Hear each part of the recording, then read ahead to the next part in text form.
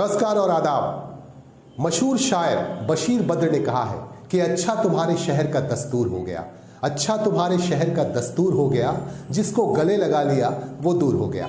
आइए इसी शेर के साथ आगे बढ़ते हैं। आप देख रहे हैं खास बात इंडिया, मैं हूं संजय सिन्हा।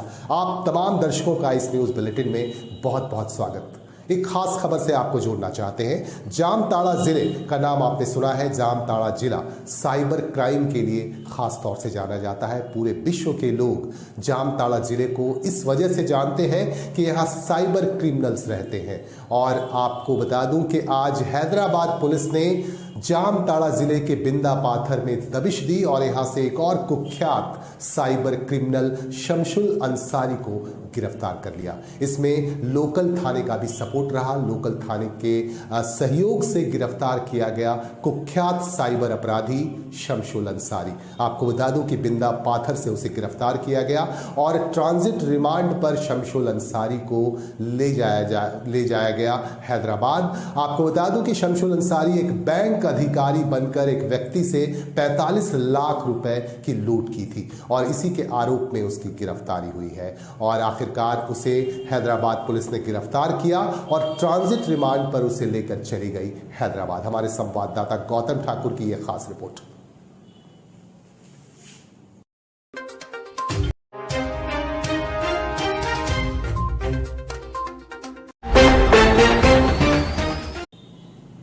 कुल्टी विधानसभा क्षेत्र से हमारे पास एक खास खबर आ रही है। कुल्टी में कुल्टी ग्रोथ वर्क्स की तरफ से आज स्पेशली योगा और स्पोर्ट्स के लिए एक पार्क का उद्घाटन किया गया।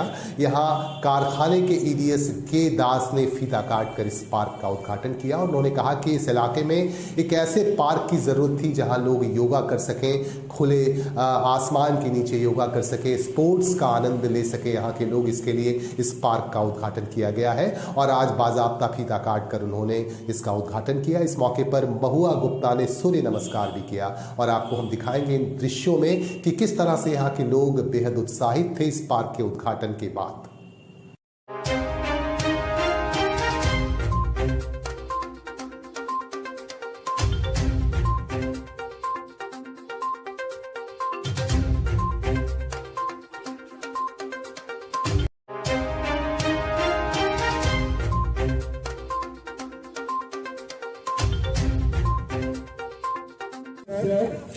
Thank you very much.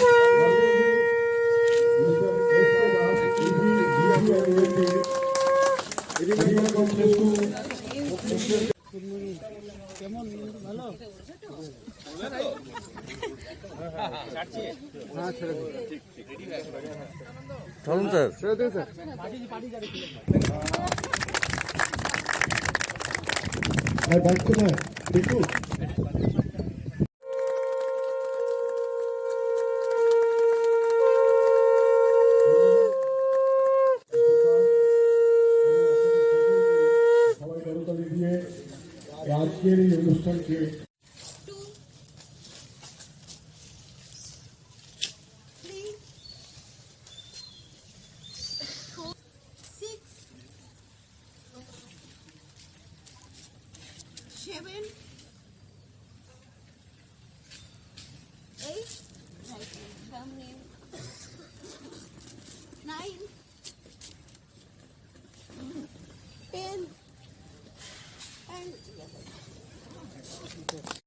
সামিল হওয়ার জন্য কুলটির বিষয় যখনই আসে আমি একটু ভাবাবেগের মধ্যে পড়ে যাই। কেননা আমার যে কর্মজীবনের সিংহভাগই কেটেছে এই পশ্চিম বর্ধমানের ইস্পাত শিল্পের সঙ্গে আমি জড়িয়েছিলাম। আমি আগেই বললাম আমি কারখানার লোক। আর কুলটিকে আমি কেমন ভাবে চিনি জানেন তো? কুলটিকে আমি চিনি ভারতবর্ষের প্রথম ইস্পাত শিল্প এখানেই স্থাপনা হয়েছিল। আমি জানি এটা লিজেন্ডারি স্যার বীরেনের একটা ঐতিহাসিক প্রতিষ্ঠান। কুলটি পরিচয় আমার সেভাবেই। কুলসি একসময় উৎকর্ষতার একটা শিখরে ছিল এবং যা হয় সে সময় কুলটিতে শিক্ষা বলুন, সংস্কৃতি বলুন, খেলাধুলো বলুন, সব দিক থেকেই কুলটি ভারতবর্ষের মানচিত্রে একটা বিশেষ স্থান অধিকার করে নিয়েছিল। ये आपको आप ये जानते हैं कि ये हमारा 75वां वर्ष है ये आज़ादी का। और भारत सरकार ने आज़ादी के अमृत महोत्सव ये एक जो इनिशिएटिव लिए हैं, उसी के तहत हम लोग आज हमारा एक छोटा सा प्रयत्न है। हम यहाँ चाहे हैं कि हमारे कुल्टी के जो लोकल जो हैं पॉपुलर्स हैं उनके लिए हम कुछ करें, और इसीलिए हम लोग चाहे हैं। यहाँ एक क्रिकेट ग्राउंड था जो कि बहुत ही भग्न दशा में थी, जिसको हम लोग थोड़ा सा उसका फेसलिफ्ट किए हैं। इसको हमको खेल के लिए फिर से इसको जैसे यहाँ फिर से क्रिकेट खेला जाए इसके लायक बनाए हैं। और हम लोग यहाँ यहाँ के लोगों के स्वास्थ्य, मानसिक और उनका बौद्धिक विकास के संदर्भ में हम यहाँ एक योगा अनुशीलन केंद्र का ये किया है, व्यवस्था की है। ये ओपन एयर है, नेचुरल एम्बियंस में है, तो यहाँ के लोग आएंगे। और हमारे सबसे बड़े हमारे जो सीनियर सिटीजन है, जो बुजुर्ग हैं, वो यहाँ से कुछ अपना फ़ायदा उठाएंगे। और हमारे जो क्रीड़ा प्रेमी हैं, हमारे जो नए प्रतिभा हैं खेल जगत के, वो यहाँ से उभर के आएंगे, यही मेरी आशा है। आगे के दिन में कुल्टी के लिए हम एक सुनहरा भविष्य का हम ये करते हैं। धन्यवाद। आसनसोल संसदीय क्षेत्र के लिए उपचुनाव होना है। इसे देखते हुए चुनाव आयोग और जिला प्रशासन पूरी तरह से मुस्तैद हो गया है और प्रशासनिक तैयारियां शुरू कर दी गई हैं। ईवीएम चेकिंग अभियान शुरू कर दिया गया है 13 दिसंबर से, जो 20 दिसंबर तक चलेगा। आज भी कई राजनीतिक दलों के लोग यहां पहुंचे और सभी ने अपने अपने तरीके से ईवीएम की जांच की। सभी से कहा गया है, सभी को आमंत्रित किया गया है जिला प्रशासन की तरफ से कि वह आकर ईवीएम की जांच कर लें, ताकि अगर कोई गड़बड़ी हो तो वो इनकी शिकायत कर सके। हमारे संवाददाता ने विभिन्न राजनीतिक दलों के नेताओं से बातचीत की और डीएम अरुण कुमार से भी खास जानकारी ली।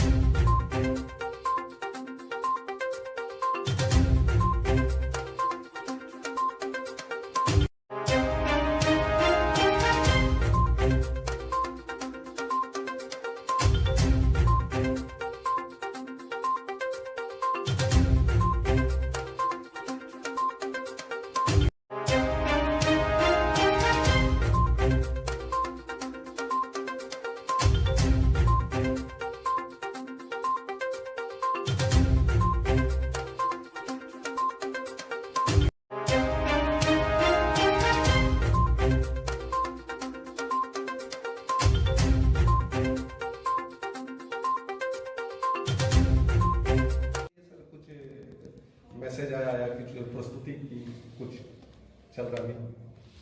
हमारे सीईओ ऑफिस से, चीफ इलेक्टोरल ऑफिस से हमें एक निर्देश आया है कि हमारा जो भी बाई इलेक्शन होने जा रहा है उसके लिए first level checking of EVM, मतलब जो हमारे ईवीएम इलेक्ट्रॉनिक वोटर्स मशीन है उसका जो भी एक चेकिंग होता है, वो वोटिंग मशीन ठीक है या नहीं है, उसका सब पार्ट ठीक है या नहीं है, या फिर उसके बटन ठीक से चल रहे हैं या नहीं है, या फिर उसमें कुछ दोष तो नहीं है, ये सब देखने के लिए फर्स्ट लेवल चेकिंग होता है, जो 13 तारीख से शुरू कर हम 20 तारीख तक ये पूरा 8 देगा।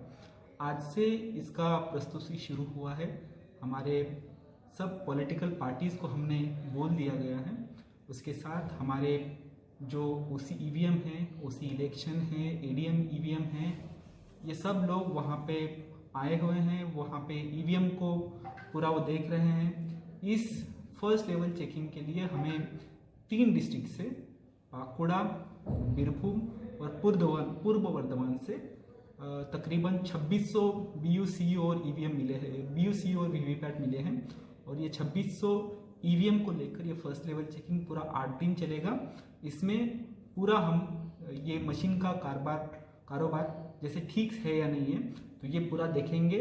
जो भी मशीन थोड़ा बहुत ख़राब हुआ है या फिर पार्ट वगैरह ख़राब हुआ है, ये वो मशीन को अलग किया जाएगा और ये पूरे ईवीएम का जो स्टोरेज है हमारे टेम्पररी ईवीएम गोडाउन में वेयर हाउस में किया जाएगा, जहाँ पे एक सेक्शन पुलिस का मतलब 8 लोग पुलिस के 24/7 तैनात रहेंगे। ইভিএম চেকিংয়ে কি ধরনের অসুবিধা হচ্ছে, কি রকম কাজ চলছে আপনাদের? 13 তারিখ থেকে শুরু হয়েছে, আজকে 14, আজকে দ্বিতীয় দিন। আমরা এসেছি এখানে ভিভিপ্যাট ইভিএম যে কানেক্ট করা হচ্ছে ওটা আমরা দেখছি। যদি কেউ ভিভিপ্যাট বা ইভিএম কন্ট্রোল ইউনিট या যদি কেউ যদি খারাপ থাকে ওকে বাদ দিয়ে দেয়, তাই জন্য আমরা সব এখানে দেখছি। সকাল থেকে আমরা 8টা থেকে রাত্রে 10টার সময় আমরা এখানে থাকছি। এখানে সব ইঞ্জিনিয়াররা এসছে, ওরা সব করছে। আমরা বসে বসে আমরা এই মক পোলিং করছি, ওরা মক পোলিং করে দেখে নিচ্ছে মেশিনটা ঠিক আছে কি না, তাই জন্য আমরা এখানে এসেছি। তো এখনো পর্যন্ত কোনো অসুবিধা দেখা না, একটা মেশিনটা বাতিল হলো না, সব মেশিনটা ঠিক আছে, ঠিক চলছে। এক মেশিন 1200-1000 ভোট পড়েছে, ভোট দিচ্ছি, আমরাও দিচ্ছি, দেখে নিচ্ছি সব মেশিনগুলো ঠিক আছে, বাটন কাজ করছে কিনা বা বিও সাপ্লাই দিচ্ছে কিনা, ভিভিপ্যাট থেকে যাচ্ছে কিনা সব দেখছি, সবগুলো ঠিক চলছে। যদি এরকম হয় ওকে বাতিল করা হয়। আপনার নাম? আমার নাম SM মুস্তাফা, আমি Indian national Congress Asansol north block president. যা এখনো পর্যন্ত দেখেছি, যে বটম টিপছে সেই বটমই বেরোচ্ছে, এবং তার যে পেপার কাটিং সেই পেপার কাটিংও পড়ছে। টোটাল ভোট কাউন্টিংটা ঠিকই পাওয়া যাচ্ছে। এর থেকে বেশি আর এখন তো কিছু বলা যাবে না। কতটা চেক হয়েছে এখনো পর্যন্ত? এখনো পর্যন্ত টোটাল কত হয়েছে বলতে পারছি না, মানে টোটালটা কত হয়েছে বলতে পারছি না, আমরা তো সব টেবিলে যেতে পারছি না। তো কাজের স্পিড আছে। কদিন ধরে চলছে এটা? रानीगंज इलाके से हमारे पास अगलगी की 2 घटनाएं प्राप्त हो रही हैं। पहली घटना की तरफ आपको लिए चलते हैं। रानीगंज के बड़ा बाजार इलाके में कपड़े की दुकान में अचानक आग लग गई। शॉर्ट सर्किट की वजह से यह आग लगी, ऐसा बताया जा रहा है। और अगलगी की इस घटना के बाद पूरे इलाके में अफरा तफरी का माहौल कायम हो गया। हम उन तमाम दृश्यों को आपको दिखाएंगे कि किस तरह से यहाँ अफरा तफरी का माहौल बना रहा। आखिरकार यहाँ अग्निशमन विभाग के अधिकारी पहुँच गए समय से, और आखिरकार उनकी मेहनत की वजह से जल्दी ही आग पर काबू पा लिया गया। ऐसा बताया जाता है कि शॉर्ट सर्किट की वजह से ये घटना घटी और बिजली का मीटर गर्म हो गया, जिसकी वजह से अगलगी की यह घटना घटी। और दुकानदार का कहना है कि इसमें उनका नुकसान भी हुआ है, लेकिन अग्निशमन विभाग की सक्रियता की वजह से आग पर जल्दी ही काबू पा लिया गया। आपको बता दूं कि यहाँ अग्निशमन विभाग के प्रभारी फैयाज खान के नेतृत्व में अभियान चला, और जिसकी वजह से आग पर काबू पा लिया गया।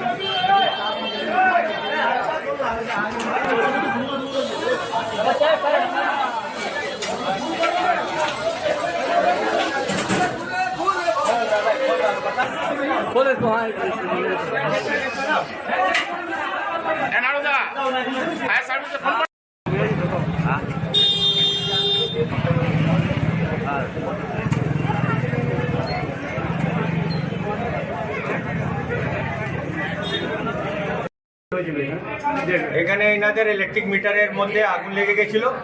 আমরা ফায়ার ব্রিগেড এসে CO2 এক্সটিংগুইশার চার্জ করেছি, আগুন নিভে গেছে। কিছুটা ধোঁয়া উপরে 2তলা 3তলাতে এসেছিল, সেটার জন্য জানলা ফাল্লা সব খুলে দেওয়া হয়েছে, সব ভেন্টিলেশন হয়ে সমস্ত গরম হাওয়া বেরিয়ে যাবে। এখন আগুন কোনো কিছু নেই, ওনার মালিককে ওনার চার্জ দিয়ে আমরা যাচ্ছি। सिचुएशन कैसा अभी है? সিচুয়েশন আন্ডার কন্ট্রোল আছে, কোনো সিচুएशन কোনো चिंता भावना नहीं। जानी नुकसान माली नुकसान कुछ? জানি नुकसान में कुछ মেন কোনো লাইফ ইনভলভ হয়নি। ইলেকট্রিক মিটার ইনভলভ হয়েছিল, সেটা আমরা নিভিয়ে দিয়েছি। এবার ইলেকট্রিসিটি ডিপার্টমেন্ট থেকে ওইটা মিটারটা চেক করে दिया। पता चला सर कि जो फायर हुआ है मैंने किस वजह से हुआ? काउज ऑफ फायर हम नहीं बोल सकते, इलेक्ट्रिक मीटर में है तो शायद ओवर हीट हुआ होगा, ऐसा हमारा ख्याल है, बाकी हमको मालूम। मैंने अभी सिचुएशन अंडर में। हाँ, आपका नाम सर? मेरा नाम फैयाज अहमद खान, FA खान, ओसी आप रानीगंज फायर ब्रिगेड। जो हल्का सा शॉर्ट सर्किट हुआ था बस ठीक, कुछ जानी नुकसान? कुछ नहीं नुकसान, माली नुकसान? कुछ नहीं, कुछ नहीं। अभी सिचुएशन कैसा है? फर्स्ट क्लास है। देखिए फायर ब्रिगेड अपना काम कर रहे हैं। क्या नाम हुआ जगह का, दुकान का? मिस मैडम नाम है। Miss madam. आपका नाम? मेरा नाम विवेक, आप क्या यहीं जॉब करते हैं? बगल कॉर्पोरेशन में काम करता हूं।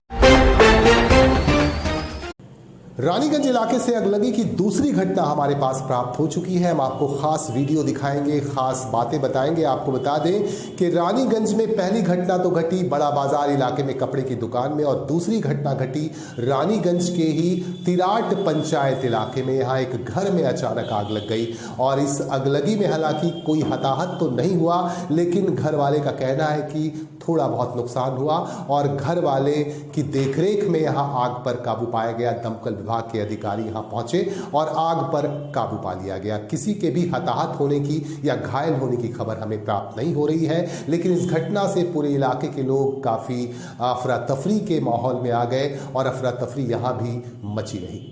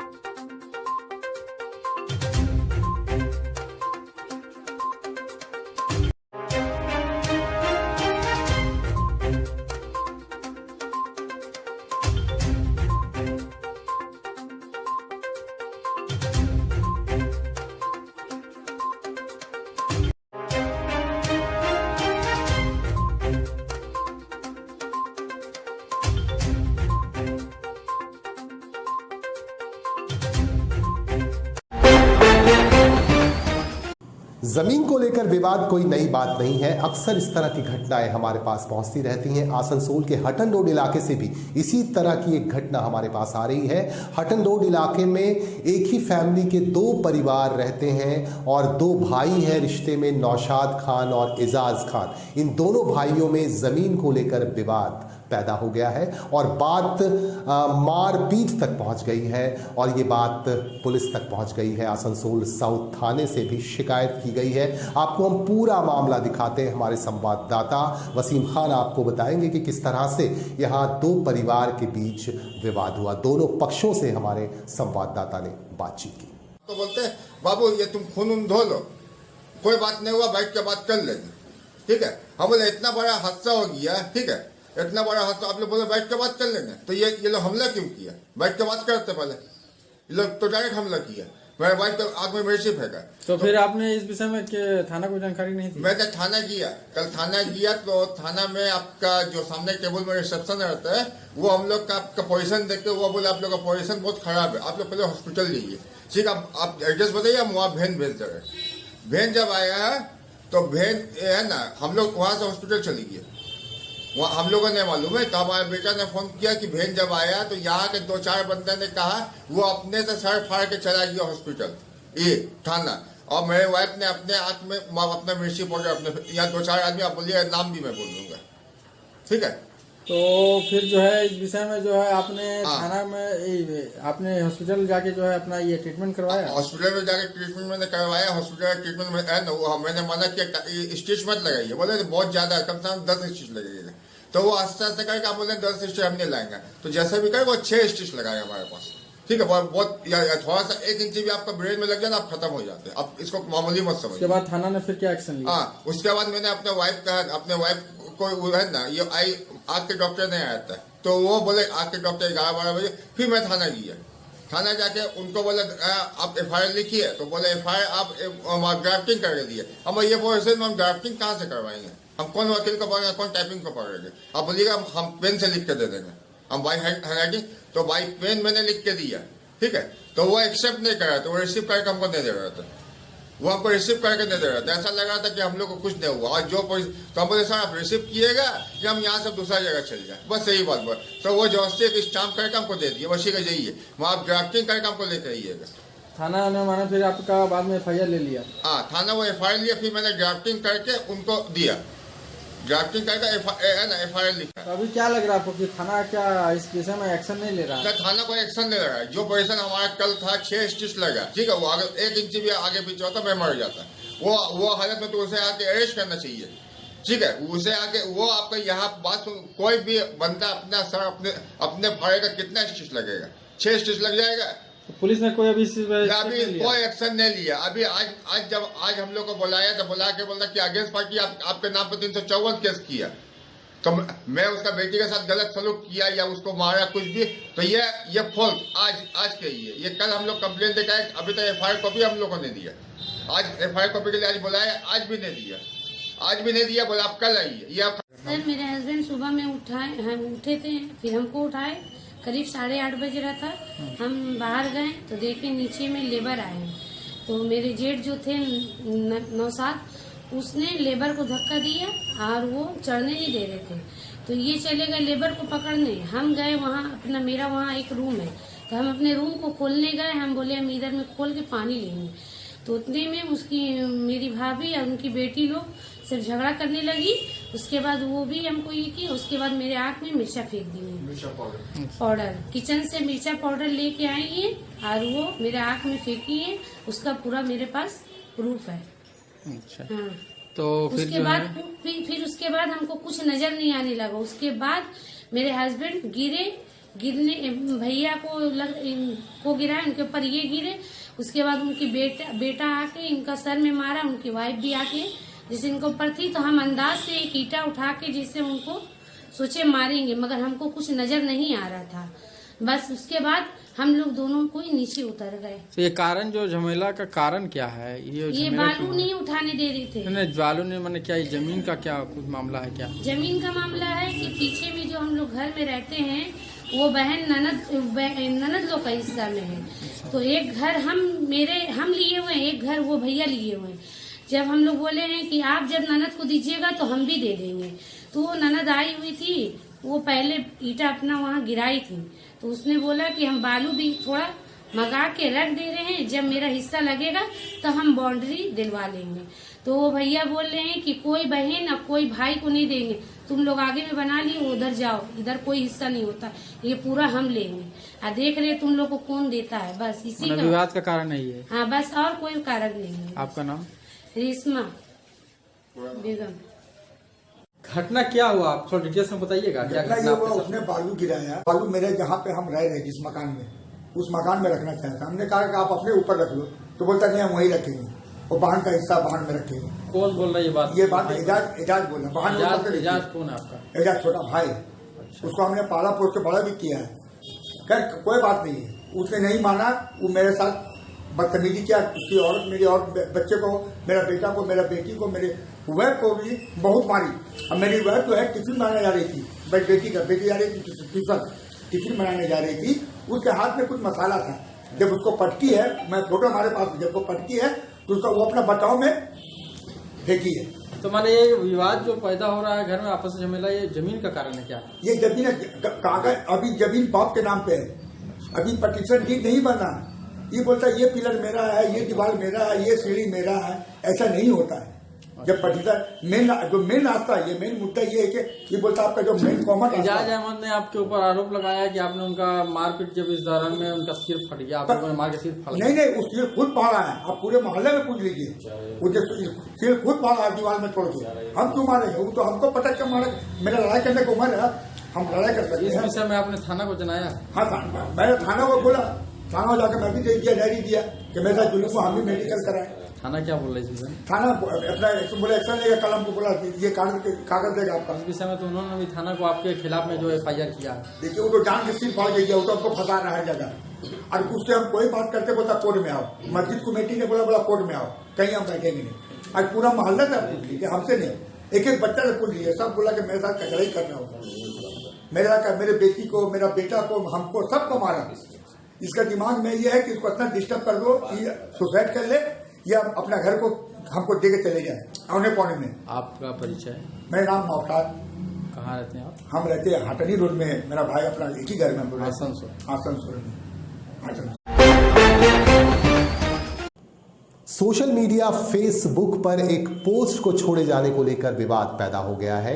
कुल्टी से हमारे पास एक खबर आ रही है कि कुल्टी के पूर्व विधायक उज्जवल चटर्जी को लेकर उन्हीं की पार्टी तृणमूल कांग्रेस के एक नेता द्वारा एक पोस्ट छोड़ा गया था, जिसमें कहा गया है कि उज्जवल चटर्जी भले ही बहुत साधारण दिखते हैं, लेकिन उन्होंने करोड़ों की संपत्ति अर्जित की है। इस तरह की बातें लिखी गई थी एक पोस्ट में, और इस पोस्ट को लेकर विवाद खड़ा हो गया है। इसे लेकर यहां पश्चिम बर्धमान जिले के तृणमूल कांग्रेस के अध्यक्ष विधान उपाध्याय के नेतृत्व में एक मीटिंग बुलाई गई, और उन्होंने कहा कि इस तरह का पोस्ट अगर भविष्य में छोड़ा जाता है तो इसे बर्दाश्त नहीं किया जाएगा और उन्हें पार्टी से निकाला जाएगा, जो नेता इस तरह का पोस्ट करते हैं सोशल मीडिया पर। इस संदर्भ में हमारे संवाददाता ने कुछ खास वीडियो हमें भेजा है, हम आपको दिखा रहे हैं।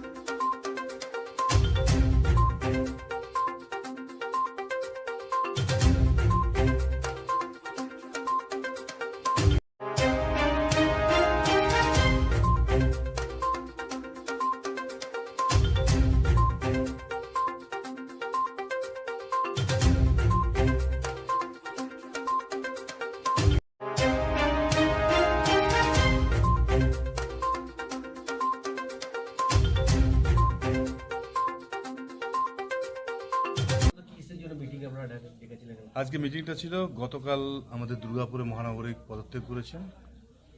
তো পদত্যাগ করার পর এখন নতুন মেয়র টিম বসবে দুর্গাপুরে। তো সে কারণে সমস্ত কাউন্সিলরকে ডাকা হয়েছিল। সমস্ত কাউন্সিলর প্রেজেন্ট ছিলেন, আমাদের চেয়ারম্যান সাহেব উজ্জ্বলদা ছিলেন, আমাদের দাসুদা আছেন এবং সমস্ত আমাদের যুব প্রেসিডেন্ট আছে। সবাই আমরা বসে এখানে দিনটা ধার্য করলাম, খালি 21 তারিখ দুপুর 12টায় ওখানে মেয়র শপথ নেবেন। না, সেটা তো পার্টি জানাবে, এখনো পার্টি আমাদেরকে জানায়নি। পার্টি যেদিন জানাবে আমরা নিশ্চিতভাবে জানিয়ে দেবো। 21 তারিখ। কি কারণে উনি পদত্যাগ করলেন? পদত্যাগ করেছেন শারীরিক অবস্থা, ওনার বয়স হয়েছে, শরীর ঠিকমতো চলছিল না, এটা আমাদের কিছুদিন আগের থেকেও বলছিলেন উনি। তো যে কারণে শারীরিক অবস্থার জন্য পদত্যাগ করেছেন। খুব মানে একদম তাকে যা পার্টির থেকে যা সিদ্ধান্ত নিয়ে আমরা করার করে দেবো। আমরা ওটা শুনেছি, যে কারণে আপনাদের কাছে আমরা এটা বললাম আজকে। কারণ আমাদের কাছে ইনস্ট্রাকশন আছে, পার্টির বিরুদ্ধে কারো কিছু বলা যাবে না, নেতৃত্বের বিরুদ্ধে কিছু বলা যাবে না। যিনি পোস্ট করেছেন তার বিরুদ্ধে কিছু অভিযোগ করবেন, আপনারা পদক্ষেপ নেবেন? আমরা অলরেডি পার্টি পেয়েছে, আমি কালকারটাও পেয়েছি, আমরা নিশ্চিতভাবে করব। সে কারণে আমরা কিন্তু প্রেসকে আপনাদেরকে জানালাম যে আগামী দিনে যাতে কেউ না করে, যে করবে সে কিন্তু নিজে যাবে। বলছি 2-3 জন দুর্গাপুর থেকে কাউন্সিলর, একজন তো আপনার দলেরই এক নেতা আপনার বিরুদ্ধে ফেসবুকে পোস্ট করেছে।